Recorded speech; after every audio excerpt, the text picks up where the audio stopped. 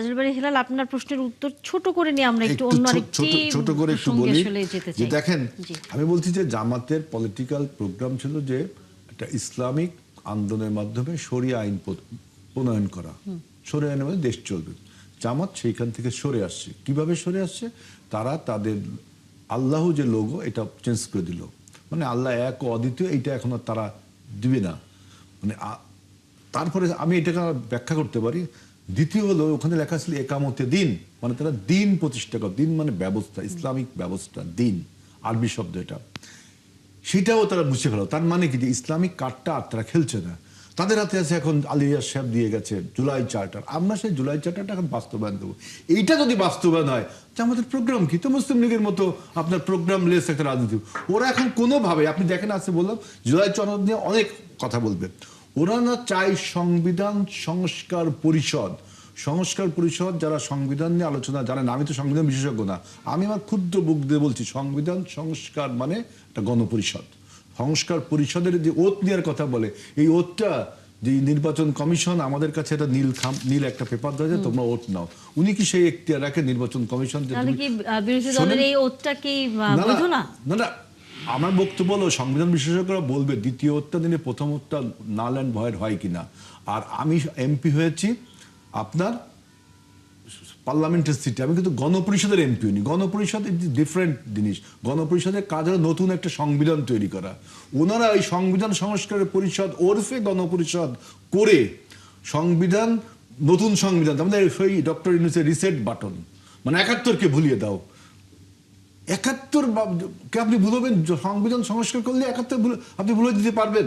আপনি চাচ্ছেন যে এই সংবিধানটাই নতুন একটা সংবিধান রচনা করা, যেটা আমাদের কনসেনসাস কমিটিতেই আলোচনা হয়নি। অর্থাৎ আপনি নতুন একটা ইস্যু তৈরি করেন অযথা। এইবার আসেন দেখেন, আমরা যেটা বলছি যে বিদ্যুতের যে সমস্যা, এই সমস্যাতে আমাদের প্রধানমন্ত্রী কি বলেছেন দেখছেন? যে আমরা যে পরিকল্পনা করেছি সেই পরিকল্পনার থেকেও ভালো কোনো পরিকল্পনা যদি আপনারা দেন, আমরা সেটা গ্রহণ করব এবং বাস্তবায়ন করব। এই যে আন্তরিকতা, কোনো আমরা এই ৫৬ বছরের সরকারে কখনো এই আন্তরিক, সুতরাং বলছি জুলাই সনদের ব্যাপারে আব্দুল বাতিল, সরকারের এই আন্তরিকতা কি আপনারা বুঝতে পারছেন? জুলাই সনদের ব্যাপারে, জুলাই সনদ এবং বিদ্যুতের যে সংকটের কথা আছে, তো আমার দল নিয়ে অভিযোগ করছে। আচ্ছা, জি। আমাদের দল, আমি দাবি করতে পারি যে অন্য দলও করে গঠনতন্ত্র অনুযায়ী, কিন্তু আমরা অক্ষরে অক্ষরে গঠনতন্ত্র অনুযায়ী আমাদের দল পরিচালিত হয়। উনি ভাই যে বললেন যে আমরা রিলিজিয়ান প্রতিষ্ঠা করব বা শরিয়া আইন প্রতিষ্ঠা করব না, আমাদের গঠনতন্ত্রের কোথায় বলা আছে আমরা শরিয়া আইন করব? শরিয়া আইন তো বাংলাদেশে অলরেডি আছেই। আমাদের সিভিল কোর্টে যেসব কেস হয় জমি সংক্রান্ত, বিয়ে শাদী সংক্রান্ত, তাহলে ইসলাম রাখার লাগে, জামাত ইসলাম নাম দরকার কি? ইসলাম মানে যে শরিয়া আইন পাস করতে হবে, তাই তো ইসলাম রাখার দরকার নেই।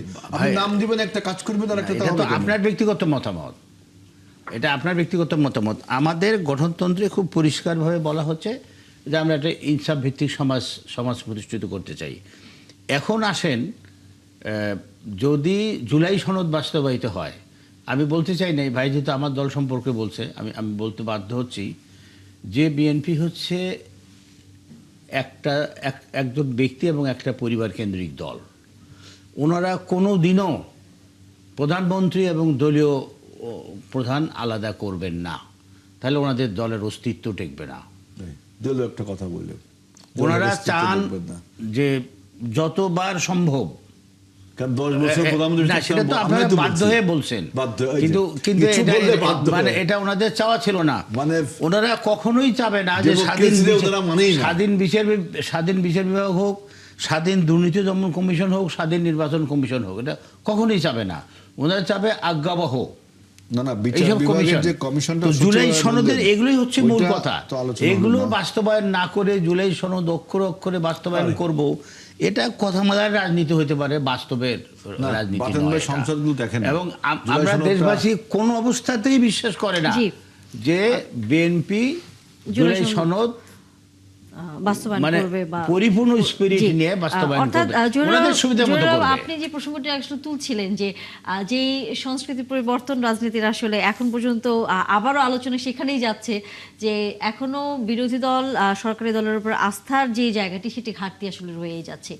এই বাস্তবতায় সামনের দিনগুলোতে আমরা তো নানাভাবে বিভিন্ন শক্তিকে দেখি অবস্থান নিতে, সেরকম কোনো অবস্থা সামনের দিনগুলোতে আসলে আবারও দেখতে হবে কিনা আপনার কাছে কি মনে হয়?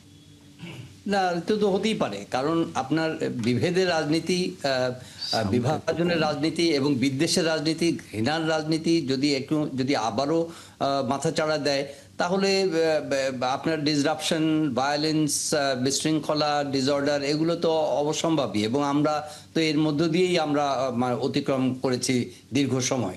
সুতরাং আমার মনে হয় যে ওই জায়গাতেই একটা পরিবর্তনের যে আবাহন হয়েছিল, সেই সুযোগটাকে সবগুলো পক্ষের নেওয়া উচিত।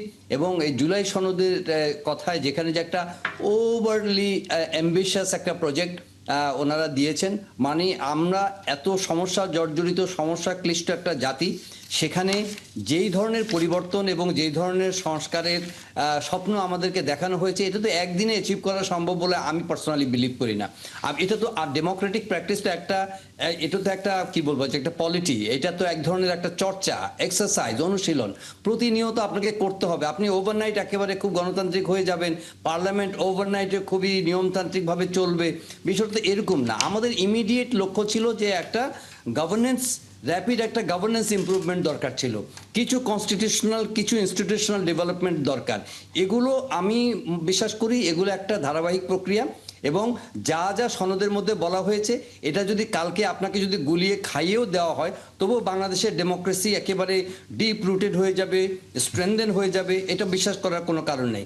সুতরাং একটা জায়গা থেকে চর্চা শুরু করতে হবে, ওনারা বাধ্য হয়ে হোক আর যে কোনো কারণ হোক, 2 মেয়াদে প্রধানমন্ত্রী থাকা কিংবা দলীয় পদ, প্রধানমন্ত্রীর পদ একজনের না রাখা বা ইত্যাদি, যেই বিষয়গুলোতেই আপনার কিছুটা কনসেনসাস হয়েছে ওখান থেকে শুরু করা, এবং ওই জায়গার মধ্যে বিরোধী দলের উচিত সহযোগিতা করা, to avoid further conflict, to avoid further confrontation. রাজনীতিকে এগিয়ে নিয়ে যাওয়ার জন্য আমি মনে করি এখনকার যে রুলিং পার্টি এবং যারা অপোজিশন আছে, তারা দুপক্ষই সমানভাবে কি বলবো যে দায়বদ্ধ। এই দায়িত্ব যদি তারা পালনে ব্যর্থ হয়, তাহলে কি হবে? তাহলে আবার দেখেন যে এখনো 2 বছরের মধ্যে সরকার ফেলে দেওয়ার হুমকি দেওয়া হচ্ছে, তো 2 বছরে ফেললে কি হবে? আবার নতুন আরেকটা সরকার আসবে, তারপরে কি দেশে স্থিতিশীলতা পাবে? গ্যাস বিদ্যুৎ কি মানুষ পেয়ে যাবে? মানুষ কি কর্মসংস্থান হয়ে যাবে? দ্রব্যমূল্যের কমে মানে দাম কমে যাবে? এগুলো তো হবে না। সুতরাং আমার মনে হয় যে সবারই একটু রিজনেবলি মানে কি বলবো যে সহনশীল আসলে হওয়া উচিত। জি, অনেক ধন্যবাদ জহিরুল আলম। আমাদের কাছে আলোচনা শেষ করতে হচ্ছে আজকে। আপনার যদি কোনো বক্তব্য থাকে 1 মিনিট আমরা সময় পাবো সর্বোচ্চ।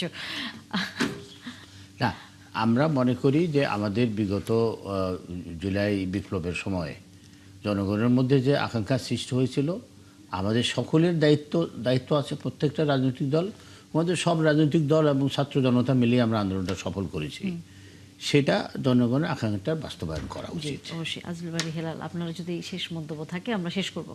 আমি বক্তব্য বলবো যে জামাত ইসলাম মুখে যেটা বলবে সেটা কাজ করে দেখাতে হবে। ওই যে ইসলাম নাম বলবে না, শরিয়া আইন প্রতিষ্ঠা করবে না, ঠিক একই রকম জুলাই সনদ বাস্তবায়ন করতে হবে, বাস্তবায়নের পথে গেলে থাকবেন না। এই জন্য মুখে যা বলবেন কাজে তা প্রমাণ করতে হবে। এটা কোনো জাতীয় সমস্যা না। আমাদের গণতন্ত্রে আমরা কি করব, গণতন্ত্রে খুব পরিষ্কার লেখা আছে আমরা কি করব। জি অবশ্যই। জহিরুল আলম, অনেক ধন্যবাদ। আবারও নিশ্চয়ই যুক্ত হবেন আমাদের সাথে অন্য আরেকদিন। এবং আজল বারী হেলাল আপনাকে এবং মোহাম্মদ আব্দুল বাতেন আপনাকে ধন্যবাদ।